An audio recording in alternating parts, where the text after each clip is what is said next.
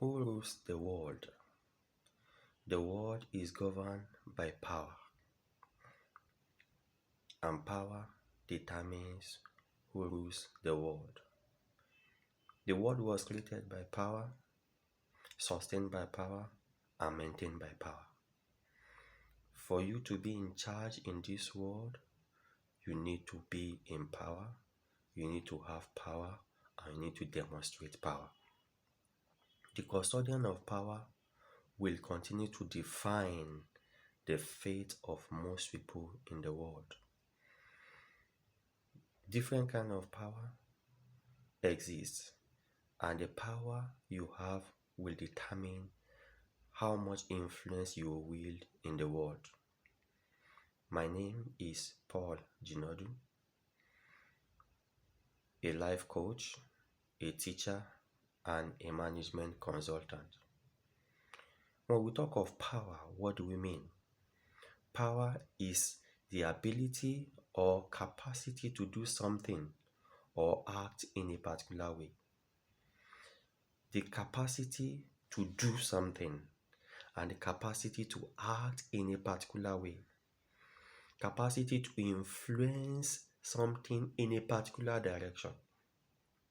We can also say power is the ability to direct or influence the behavior of others. People are free to behave the way they want, but someone who is in power has the capacity to influence their behavior in a specific direction. According to the book of the preacher, Ecclesiastes chapter 8 verse 4, Ecclesiastes chapter 8 verse 4, it says, "The king's command is backed by great power. No one can resist or question it."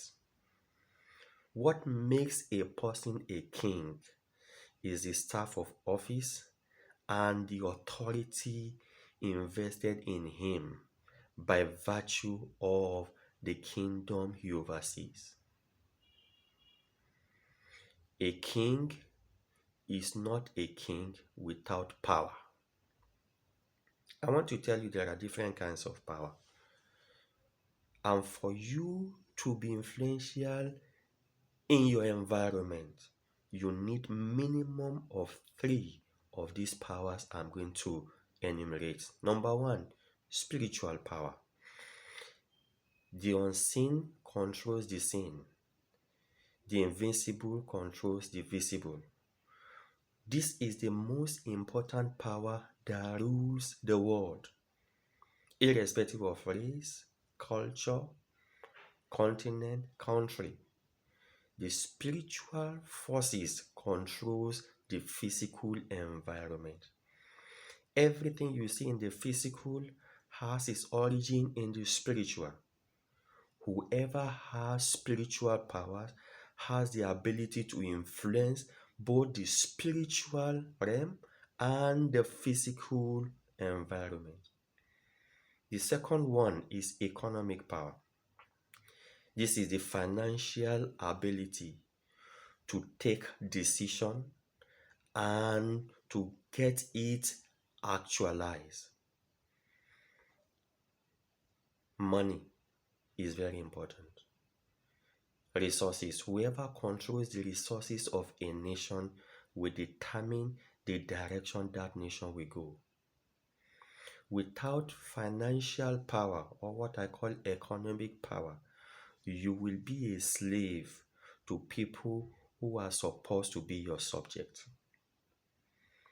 Financial power is very, very key. What makes the United States a superpower is financial power. What makes Russia a superpower is financial power. What makes China a superpower is financial power. You need to be financially empowered for you to be able to rule your world. The third one is professional power. The profession you are and the influence you will in that profession will determine the kind of influence you are going to exhibit in that profession. For instance, a doctor possesses medical power, and with that power, a doctor can control and influence his patients. And that is why, irrespective of your status, when you fall ill, you must listen to the professional advice of the doctors. That's professional power. You cannot prepare a financial account and get it certified if you are not a chartered accountant. That is professional power. Do you have professional power? Physical power has to do with muscles, ability to lift, ability to defend, ability to secure yourself.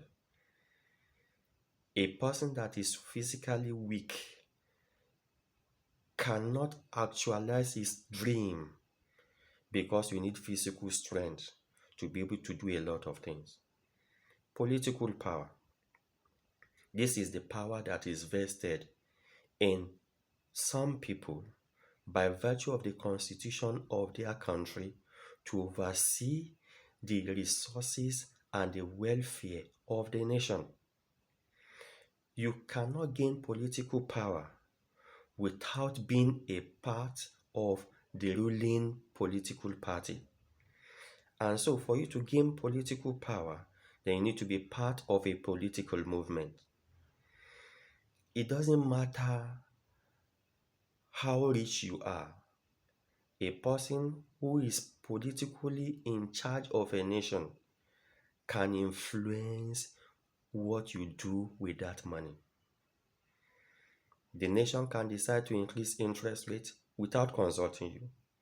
Exchange rates can be changed without notifying you. And that is the power that is invested in political office. Do you have political power? You have the social power. This is the ability to influence people by virtue of your charisma and character. You make people to do what you want them to do, not out of coercion, but out of social interaction. The last one I want to mention is technological power. Technological power is the power that is invested in a person or a nation by virtue of the ideas they are able to generate to bring about leverage in that will enable people to achieve their dream. Technological power can be in the form of science, invention. A lot of countries are ruling over other countries today because of the power of technology. Wars are now being fought through the aid of technology. The era of bow and arrow is gone.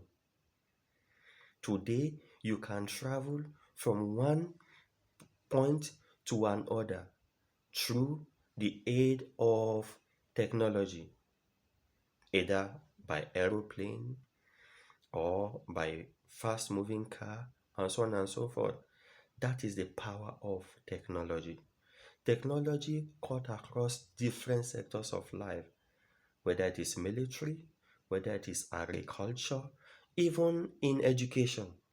Technology has played a major role in advancing education. My friend, what power do you have? Do you have technology power? Do you have social power? Do you have physical power, economic power, political power? If you think power is not important, let me tell you, you will continue to remain a subject and a victim for the rest of your life. Why not seek for power? In summary, I want to say, in order to be influential and relevant at any societal level, an average person must possess minimum of 3 or 4 of the powers I enumerated above. I will be speaking in depth on the different categories of power in my next videos. Please stay tuned. Thank you.